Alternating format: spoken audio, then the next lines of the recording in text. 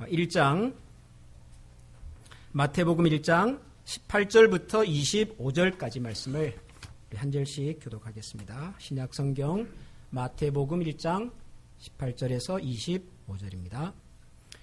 예수 그리스도의 나심은 이러하니라. 그의 어머니 마리아가 요셉과 약혼하고 동거하기 전에 성령으로 잉태된 것이 나타났더니 그의 남편은 요셉은 의로운 사람이라 그를 드러내지 아니하고 가만히 끊고자 하여 이 일을 생각할 때에 주의 사자가 현몽하여 이르되 다윗의 자손 요셉아 네 아내 마리아 데려오기를 무서워하지 말라.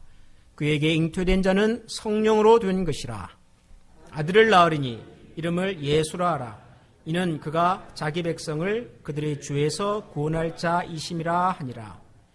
이 모든 일이 되는 것은 주께서 선지자로 하신 말씀을 이루려 하심이니 이르시되 보라 처녀가 잉태하여 아들을 낳을 것이요 이름이라 하리라 하셨으니 이를 번역한즉 하나님이 우리와 함께 계시다. 요셉이 잠에서 깨어 일어나 주의 사자의 분부대로 행하여 그의 아내에 데려왔으나 아들을 낳기까지 동침하지 아니하더니 나음의 이름을 예수라 하니라. 아멘.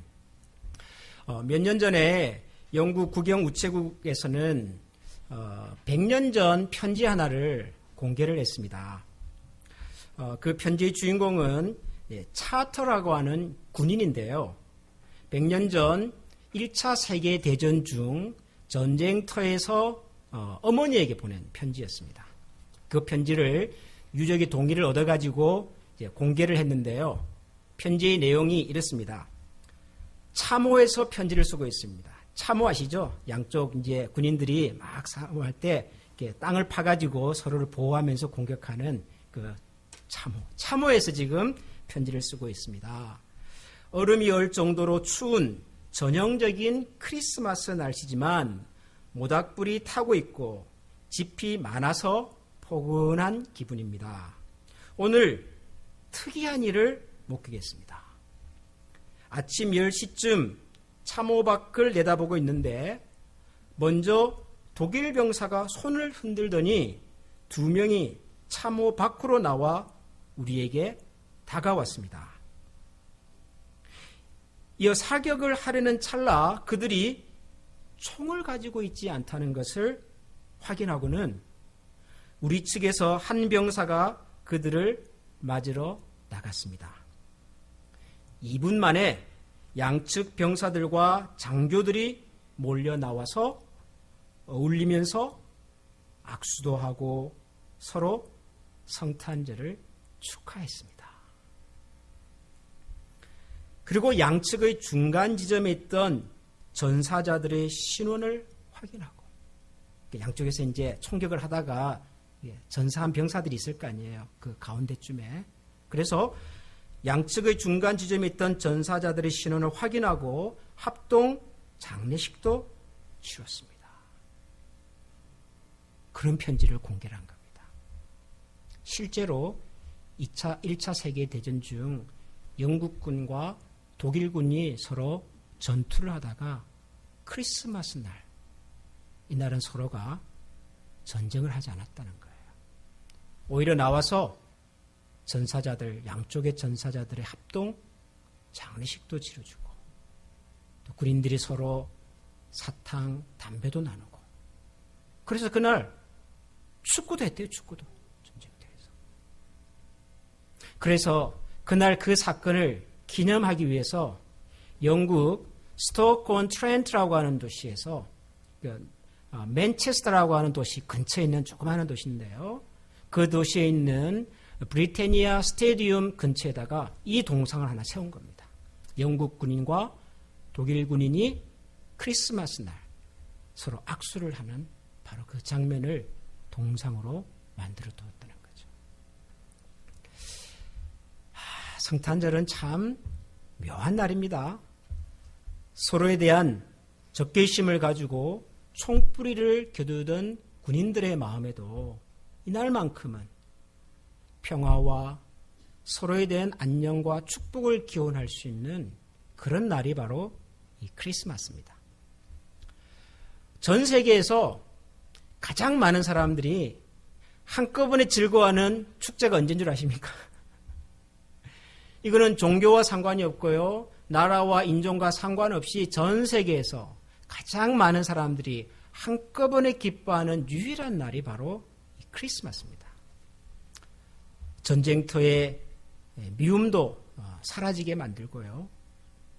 절망과 외로움 가운데 있는 사람들에게도 희망과 기쁨을 줄 수 있는 날이 이 크리스마스입니다.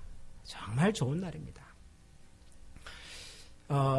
혹시 여러분들이 소시적에 책에서 읽었을 법한 그 오 헨리라고 하는 미국의 작가가 쓴 크리스마스 선물이라고 하는 단편소설, 여러분 혹시 기억하고 계십니까? 짐과 델라라고 하는 가난한 부부가 있었잖아요. 이제 크리스마스가 되니까 서로에게 선물을 하고 싶은데 이 부부는 너무 가난했던 거죠. 그날 부인 델라가 가지고 있었던 돈은 1불 80센트였다. 이제 소설에 보면 그렇게 등장을 합니다.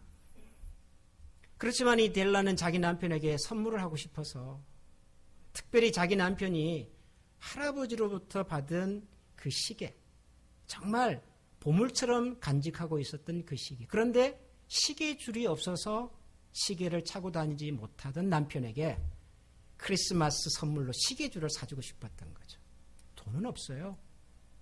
그래서 이 델라가 선택한 것은 자기의 긴 머리카락을 잘라서 팔아서 그 돈으로 남편의 시계줄을 사주기로 한 거죠. 남편 짐도 자기 아내 델라에게 크리스마스 선물을 하고 싶었어요. 그러나 돈은 없어요.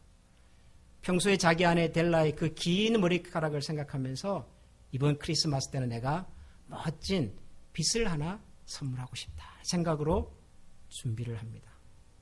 돈이 없잖아요. 그래서 자기가 할아버지로부터 받았던 보물처럼 생각했던 시계를 팔아가지고 자기 아내 델라의 머리빗을 사주는 거잖아요. 그날 밖에서 돌아온 짐이 문을 탁 열고 이제 기쁜 마음으로 아내에게 선물을 탁 꺼내려고 집에 왔는데 깜짝 놀랐죠? 왜 놀랐을까요? 자기 아내 델라의 그 아름다웠던 머리카락이 사라져버린 겁니다. 무슨 일이냐고 물었더니 자기에게 크리스마스 선물을 해주고 싶어서 자기 머리카락을 잘라서 팔았다는 거예요.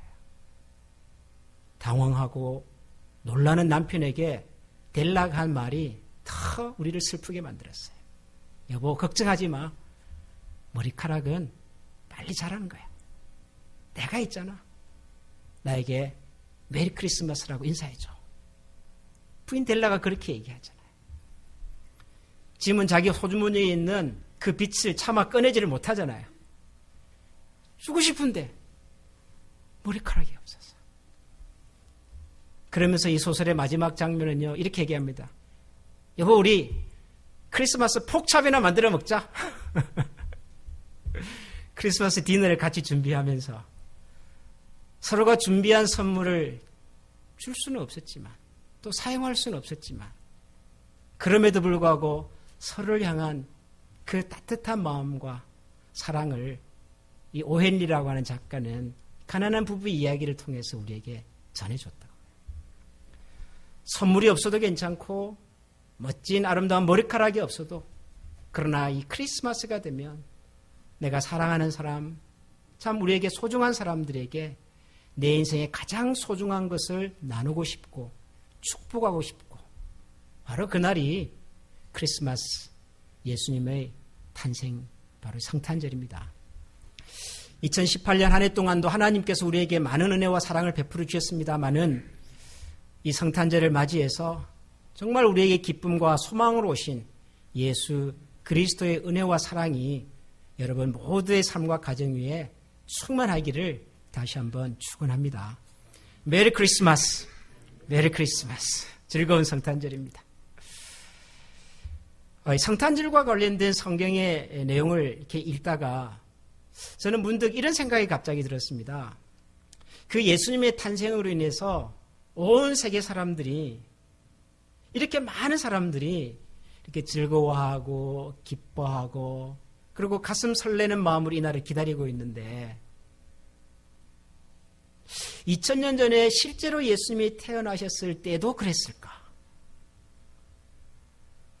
지금 우리는 예수님의 생일을 기념하고 기뻐하고 축복하고 온 세상이 흥겹게 이렇게 이 시간을 보내는데 실제로 이날의 주인공으로 오신 예수 그리스도와 그 아기 예수를 낳았던 요셉과 마리아 그 가정도 2000년 전에 우리처럼 이렇게 즐겁고 기쁘고 감사가 넘치고 그랬을까? 그런 생각이 들었습니다. 그러면서 오늘 우리가 읽은 이 마태복음 1장에 나오는 예수님의 탄생에 관한 내용을 읽다가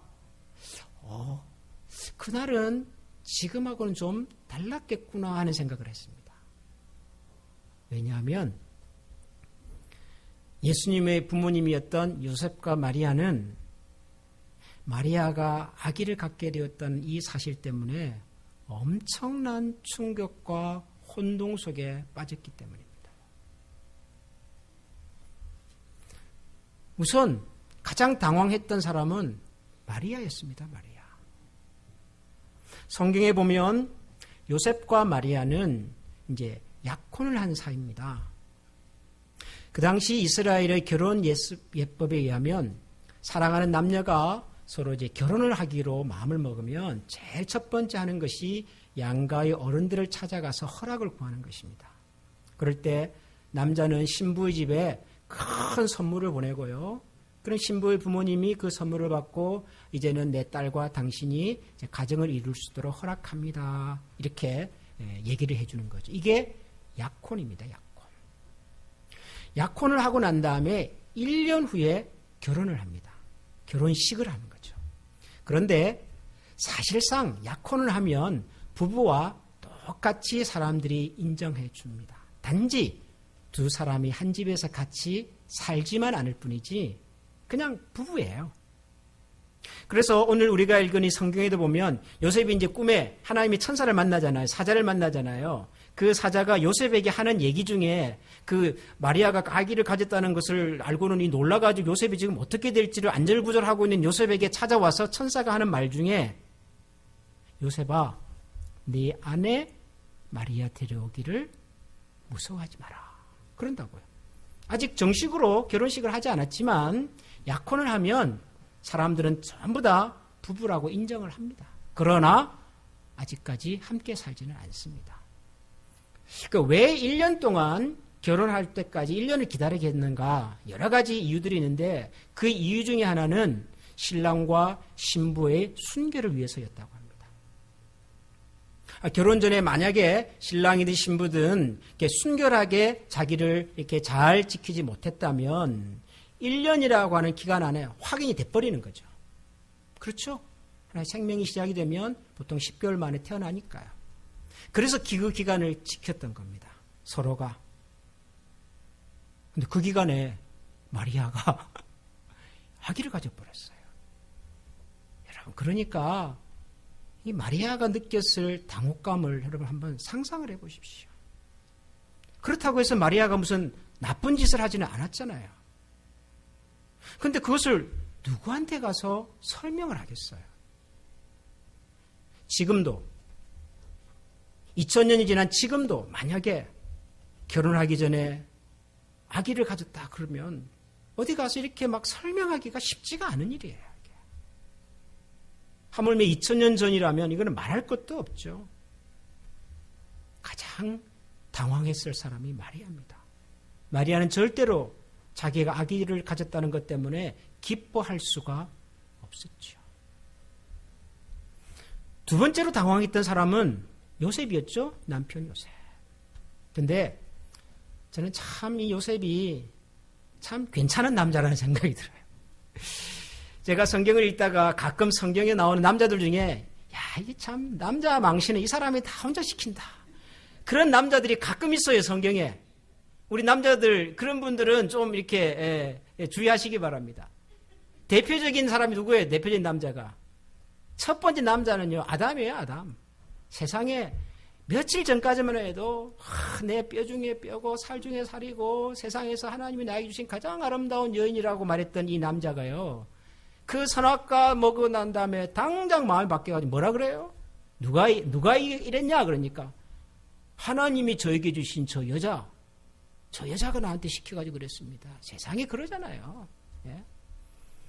예. 참 아담, 우리 남자들의 참 이렇게 창피한 모습, 1호 아담. 두 번째 사람은 제가 볼 때는요, 아브라함이에요, 아브라함. 여러분, 아브라함 아세요? 믿음의 조상 아브라함 아세요? 야, 치사해요, 치사해. 어려워가지고 애굽으로 같이 부부가 이제 피신을 가잖아요. 사라가 너무 예뻐가지고 동네 괜찮은 남자들이 다 이게 사라한테 관심을 가지고 그러고 심지어는 이집트 왕까지도 사라에게 관심이 있어가지고 너희들 결혼했냐? 물어보니까 뭐라 그래요 남편 아브라함이? 우리 부부 아니에요 그러잖아요. 우리 부부 아니에요. 세상에 자기 한 목숨 살리겠다고 사라를 그렇게 내팽개치는 남편. 이런 사람 만나면 좀 기분이 좀 그래요. 근데 요셉은 괜찮아요. 괜찮은 남자 여러분. 나중에 손주들 태어나면 어떻게 요셉이라고 한번 지어보십시오. 마리아가 아기를 가졌잖아요. 그 당시에 약혼한 여자가 아기를 가진다?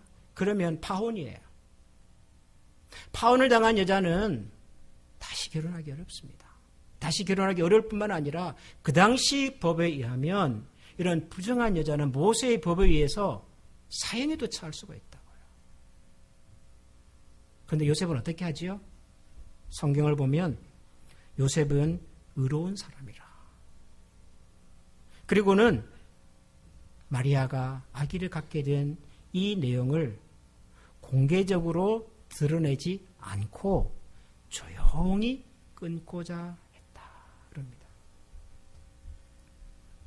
자기와 결혼할 여자가 아기를 가졌는데 이것을 사람들에게 알리지 않고 그냥 조용히 끝내려고 했어요. 왜 그랬을까요? 요셉은 괜찮은 사람이었거든요. 요셉은 참 마리아를 사랑했었던 것 같아요. 비록 그 당시 윤리적 기준과 신앙적 기준으로 마리아를 아내로 데려올 수는 없었지만 그러나 마리아를 정말 사랑했던 것 같아요. 그래서 이 일을 알리지도 않고 조용히 정리해 주려고 했습니다. 그렇지만 여러분 요셉의 마음이 편했겠습니까? 요셉도 마음이 힘들었을 거라고요. 혼란스러웠을 거라고요. 그래서 그날 잠을 자는데 꿈속에 하나님의 천사가 나타나서 요셉에게 이렇게 얘기를 하는 겁니다. 요셉아, 네 아내 마리아 데려오기를 두려워하지 말아라. 거꾸로 말하면 뭐죠? 요셉이 얼마나 이 문제 때문에 지금 마음이 복잡하고 힘들고 두려워했는지를 알 수가 있는 부분이죠. 요셉도 힘들었어요. 그런데다가 천사는 요셉에게 이런 얘기까지 합니다. 아들이 태어날 텐데 그 아들이 태어나거든 이름을 이렇게 지어라. 그러면서 이름까지 가르쳐줬어요. 여러분 천사가 이렇게 이름까지 가르쳐주면 여러분 반가우세요? 감사합니다. 이렇게 좋은 이름을 만들어주셔서 감사합니다. 그러시겠어요? 지금 이 상황도 수습이 안 되는데 무슨 불난집에 부채질하는 것도 아니고 말이죠. 무슨 아기가 태어날 건데 뭐 이름을 이렇게 해라. 아마 머릿속에 안 들어왔을 것 같아요. 요셉은 이 천사의 얘기가. 두렵고 혼란스럽고 당황했습니다. 요셉도 그랬고 마리아도 그렇고. 아무도 예수님의 탄생을 지금 우리가 기뻐하고 감사하는 것처럼 기뻐하고 감사하고 축복하지 않았어요. 그런 분위기가 아니었어요. 오히려 이 상황을 지금 어떻게 해야 되나 고민과 혼란스러움이 두려움이 있었던. 그런데 그 요셉에게 이 천사는 아주 특별한 얘기를 한 가지 해줬습니다. 마음이 복잡하고 두렵고 도대체 이 상황을 지금 어떻게 풀어가야 될지 아무런 솔루션이 없는 이 요셉에게 천사가 이상한 얘기를 하나 해줍니다. 그건 뭐냐면 여러분 22절과 23절 말씀인데요. 우리 한번 다시 보겠습니다. 22절, 23절. 우리 같이 한번 읽어보겠습니다.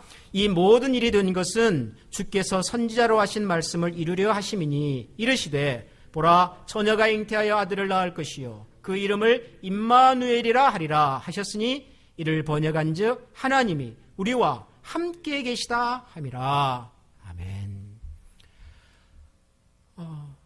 내 아내 마리아가 이제 곧 아기를 가져서 해산하게 될 텐데 그런데 이 아기의 이름을 임마누엘이라고 하거라. 그렇게 얘기를 해줍니다. 임마누엘. 여러분, 이 임마누엘이라고 하는 이름은 여기에 처음으로 등장하는 이름이 아니에요. 그래서 그 앞에 22절에 보면 이 모든 일이 된 것은 주께서 선지자로 하신 말씀을 이루려 하심이니 이르시되, 그러면서 선지자가 했던 이야기를 인용하는 거예요. 지금 이 얘기는 임마누엘이라고 해라라고 하는 이 말은 구약에 나타났던 선지 중에 한 분이 이미 했던 이야기를 가지고 와가지고 지금 설명하는 거예요. 아이가 태어날 건데 이 아이가 어떤 아이인 줄 아냐? 하나님께서 오래전에 어떤 선지자를 통해서 이런 말씀을 주셨는데 그 말씀 그대로 지금 이루어지는 아이란다. 그러면서 하는 얘기예요. 아이 이름을 뭐라고요? 임마누엘이라고 해라. 임마누엘, 이름의 뜻은 뭐죠? 우리가 보통 임마누엘 하잖아요. 임마누엘 무슨 뜻이죠? 하나님께서 우리와 함께 계신다. God is with us. 하나님이 우리와 함께 계신다. 그런 뜻이에요. 근데 여러분, 이 뜻도 중요하지만 임마누엘이라고 하는 이 이름 자체가 굉장히 특별한 이름이에요. 독특한 이름이었어요. 원래 이 선지자는 이사야라고 하는 선지자입니다. 예수님께서 태어나시기 약 600년 전에 활동했던 선지자입니다. 이 이사야 선지자가 선지자로 활동을 할 때 이스라엘이 굉장히 어려웠어요. 주변 나라들하고 전쟁을 하고 있었는데 이스라엘 혼자 힘으로는 도무지 이 전쟁을 감당할 수가 없어서 주변에 있는 다른 나라들의 도움을 받아가지고 전쟁을 해야만 하는 상황이었어요. 그 당시 이스라엘 왕이었던 아하스라고 하는 왕은 그러려고 지금 마음의 준비를 하고 있었습니다. 그런데 힘을 빌리려고 하는 그 나라들은 다 하나님을 안 믿는 나라들이에요. 우상을 섬기는 나라예요. 하나님이 절대로 그런 나라들과 동맹을 맺지 말라고 하는 나라들이에요. 그러나 이스라엘의 왕 아하스 입장에서는 이 전쟁에서 이기기 위해서는 그런 나라들의 도움도 필요한 거예요. 그래서 그러려고 하는 거예요. 그러자 하나님께서 이사야 선지자를 보내서 하신 말씀이었어요. 아하스 왕에게 그러지 마라. 아무리 힘들고 어려워도 그런 하나님을 믿지 않는 나라의 힘을 빌려가지고 이 문제를 해결하라고 하지 마라. 아하스 왕 입장에서는 그러면 하나님 어떻게 하실 건데요? 우리가 다른 나라의 도움도 받지 못하면 이 전쟁은 우리는 패배할 수밖에 없는데 나라를 잃을 수밖에 없는데 그럼 어떻게 하란 말입니까? 그때 주셨던 말씀이에요. 하나님께서 이사야 선지자에게 두려워하지 마라. 처녀가 아기를 가지게 될 텐데 이거는 말이 안 되는 일이잖아요. 설명이 안 되는 일이잖아요. 그런데 말할 수 없는, 설명할 수 없는 정말 기적과 같은 그런 일이 일어날 텐데 그 아이의 이름을 임마누엘이라고 해라. 하나님께서 오래전에 그렇게 한번 말씀하신 적이 있었어요. 그때부터 이스라엘 사람들은 그들이 만났던 국가적인 위기와 어려움 속에서 그들이 스스로 해결을 할 수 없는, 그들의 힘으로 풀어낼 수 없는 상황과 문제를 만났을 때 이 임마누엘을 기억했다고요. 하나님께서 우리가 처한 위기와 어려움과 답답한 가운데에도 하나님이 우리와 동행하시면, 하나님이 우리 인생 가운데 찾아와 주시면, 하나님이 내 곁에 계시면 우리는 이 위기와 어려움 가운데서도 우리는 반드시 극복하고 살아날 수 있을 거다 라고 하는 하나님의 구원을 믿고 신뢰하고 기다렸던 것이 바로 이 임마누엘의 약속이었다고. 600년 동안 이 임마누엘을 기다렸어요, 이스라엘 사람들은. 그런데 요셉에게 하나님의 천사가 나타나서 그 얘기를 하는 겁니다. 내 안에 마리아의 배에서 지금 태어나고 자라고 있는 이 아이의 이름은 임마누엘이 될 것이다. 하나님께서 우리의 삶과 우리가 처해 있는 이 세상 가운데 하나님께서 직접 오셔서 개입하셔서 하나님이 풀어가실 것이다. 여러분, 우리가 성탄절의 주인공으로 오신 예수 그리스도는 우리를 구원하기 위해서 오신 분이십니다. 우리의 구세주로 오신 분입니다. 그리고 실제로 그분은 우리의 죄를 위하여 십자가에 달리셔서 우리를 대신해서 십자가의 모든 형벌을 직접 당하심으로 하나님과 우리 사이에 그 죄로 인해서 막혔던 담을 다 헐어주시고 하나님께 나아갈 수 있는 길을 열어주신 분이십니다. 그분은 우리의 구세주십니다.